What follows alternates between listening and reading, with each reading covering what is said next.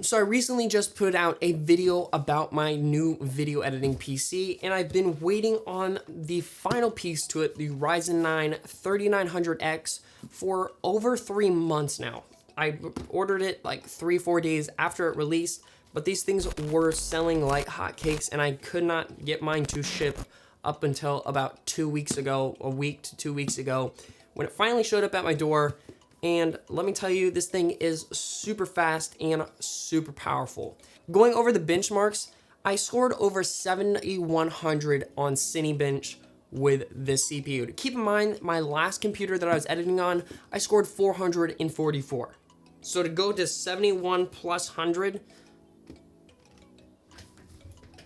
what? Are you kidding me right now? Are you freaking kidding me? On user benchmark, when it came to gaming, I scored 115%, desktop 149%, and workstation 149%. This thing is an absolute beast and an absolute workhorse. That being said, it's still in Premiere Pro does not love footage straight out of my Sony a7 III, and I think that really comes down to Premiere Pro just not really liking that H.264 MP4, whatever footage it is. It doesn't love it. That being said, I've switched to a workflow of using ProRes 422 high quality footage without even using proxies, because honestly, being able to see a full, resolution playback is awesome without having to use proxies, especially when it comes to color grading. And the thing is, workflow is still super fast doing that, because I took a 3-minute clip from my a7 III and transcoded it into 422 in 1 minute and 5 seconds. So this can transcode media super fast, blazing fast. So essentially my workflow now is drop the footage in, transcode it, and then go ahead and just edit with that 422 footage and enjoy super smooth timeline, scrubbing and stuff like that. And occasionally it will drop a frame just starting right up, but it tends to jump right on and just, get the work done. But I think the real main benefit with this thing is just going and exporting. You can do exports super fast. Like before, if I made a mistake in a video and had to go and export again, it meant waiting another 2 to 3 hours, especially if it was 4K video.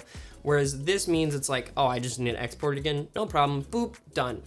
It's so much faster to go out and make videos with this. So if you are editing on a slow computer and have the ability to get a faster computer, I highly recommend it, because it really does make the whole experience so much better and so much faster. Also, that being said, I think there's still some things I can do to make this faster. One is I plan on adding 32 more gigs of RAM in the future, water cooling it because currently I don't have it overclocked, and adding an additional SSD to run in RAID. But also I think there's a few more things that I can probably do when it comes to updates and stuff to go ahead and get it optimized and running the best it can. But that's pretty much just an update of, what the Ryzen 9 3900X is about. If you're on the fence about this CPU, I would honestly recommend it. I mean, if you really need a lot of power and want to be able to export videos blazingly fast, this is a great option. But that's pretty much it for this one. See you later.